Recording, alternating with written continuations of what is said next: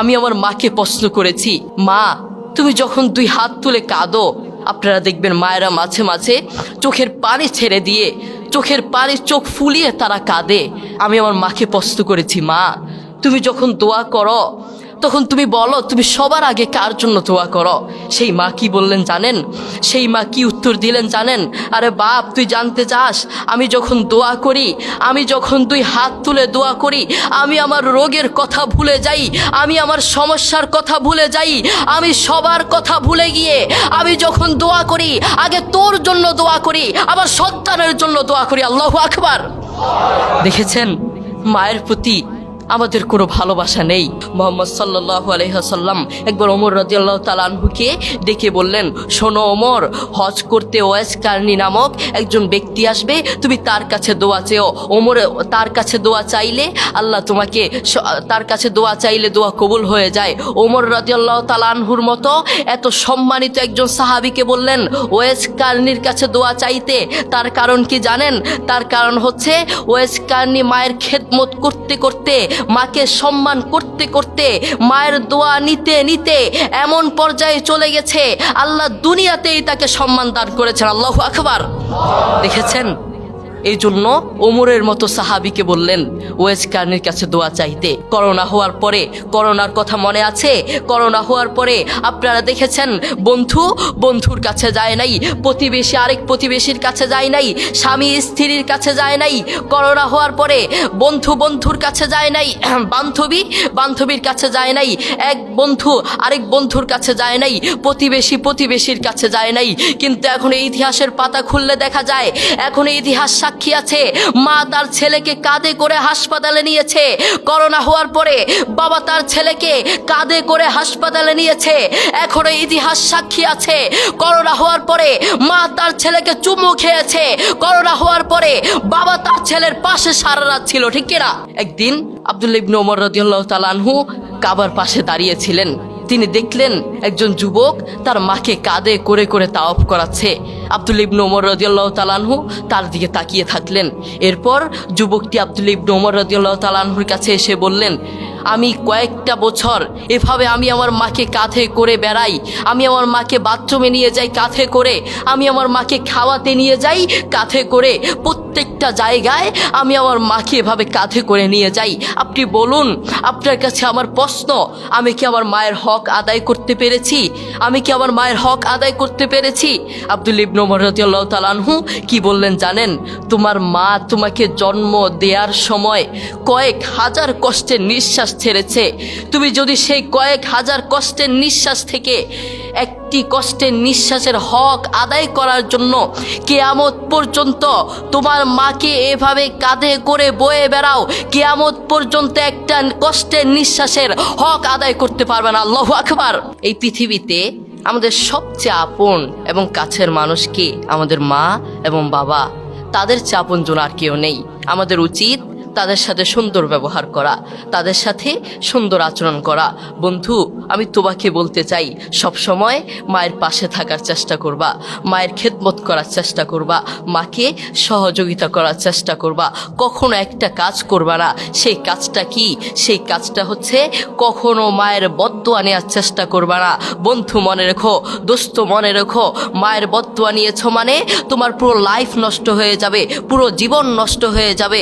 মনে রেখো, রাইফেলের গুলি মিস হতে পারে, মায়ের বদদোয়া মিস হতে পারে না, ঠিক কিনা? এই জন্য মায়ের কাছ থেকে কখনো বদদোয়া নেওয়া যাবে না। রাজি আছি ইনশাল্লাহ? আমরা কখনো মায়ের কাছ থেকে বদদোয়া নিব না, সবসময় দোয়া নেওয়ার চেষ্টা করব। তুমি যদি মায়ের কাছ থেকে দোয়া নাও, আল্লাহ সুবহানাহু ওয়া তাআলা তোমাকে দুনিয়াতেই আল্লাহর দয়ায় সম্মানিত করে ফেলবেন। এই জন্য ওমরের মতো সাহাবীকে বললেন ওয়াইস কারনীর কাছে দোয়া চাইতে। এই জন্য আমরা মায়ের দোয়া নিব, মায়ের সাথে সুন্দর আচরণ করব। রাজি আছি ইনশাল্লাহ? আমরা মায়ের সাথে সবসময় সুন্দর আচরণ করার চেষ্টা করব। আপনি দেখেন, আপনার মা আপনাকে প্রকৃতভাবে ভালোবাসেন ভাই, আপনাকে নিজের জীবনের চেয়েও ভালোবাসেন। আর কাউকে ভালো না বাসলেও তার সন্তানকে ভালোবাসেন।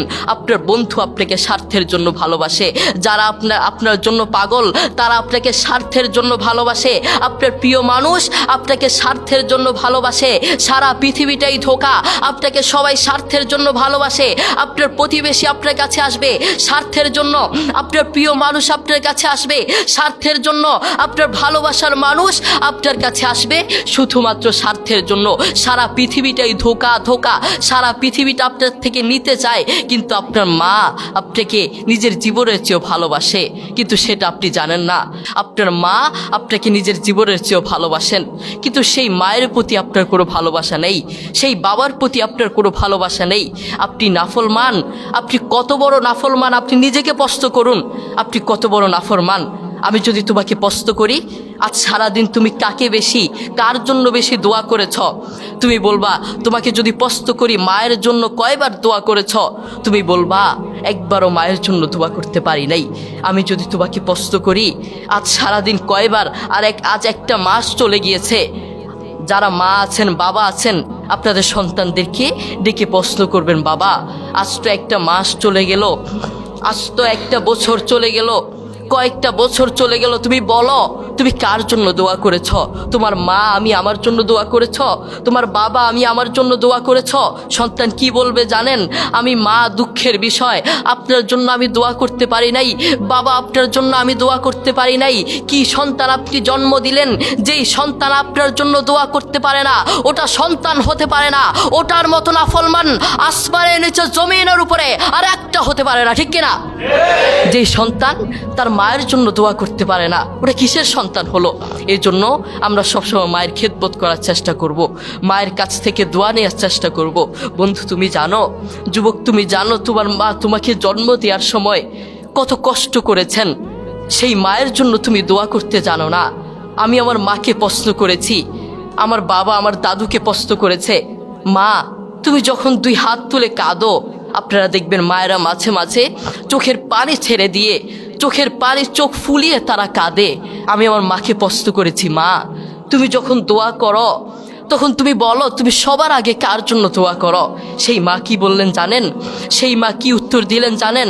আরে বাপ তুই জানতে চাস, আমি যখন দোয়া করি, আমি যখন দুই হাত তুলে দোয়া করি, আমি আমার রোগের কথা ভুলে যাই, আমি আমার সমস্যার কথা ভুলে যাই, আমি সবার কথা ভুলে গিয়ে আমি যখন দোয়া করি আগে তোর জন্য দোয়া করি, আমার সন্তানের জন্য দোয়া করি। আল্লাহু আকবার।